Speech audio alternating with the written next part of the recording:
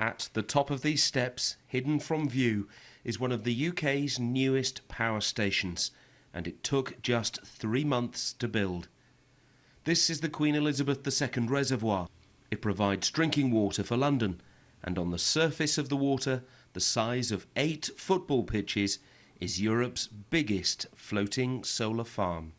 Who said electricity and water didn't mix? Think of this as a giant jigsaw puzzle. All of these floats are bolted together. There are then 23,000 solar panels on top. It'll generate electricity for Thames Water, roughly the equivalent of around 1,800 homes worth of power. The electricity will help run Thames Water's treatment works nearby. Generating power close to where it's consumed is far cheaper than transporting it miles away. We've made a commitment to reduce our demand from grid and to increase our use of renewables to 33% of our demand. That's a really challenging target by 2020. Finding any other space to build renewable power in London is really quite difficult. This is really quite a unique scheme. To a certain extent, the solar boom in recent years has been a victim of its own success.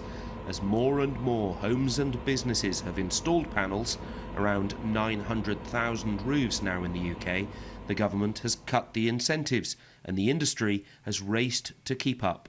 We had to get it grid connected by the 31st of March this year, 2016. If not, then we wouldn't have qualified for any tariff. So if this had been connected a month from now, for example, then it wouldn't have qualified for a tariff, which just completely throws all of the financials.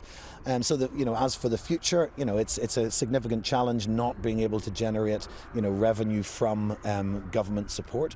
But, we as an industry are seeking to find ways of making sure that we are able to compete with all other forms of technology. Even on an overcast day, these panels will generate power.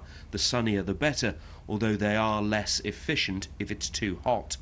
The biggest challenge remains balancing the output from nothing at night to sometimes too much on a sunny day. So the holy grail is energy storage, better batteries.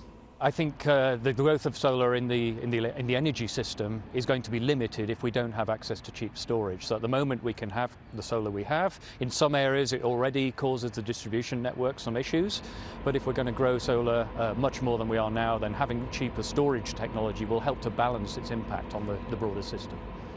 Solar has now grown to provide around 2% of the UK's electricity needs, and as long as the sun appears every day, it's a guaranteed energy source.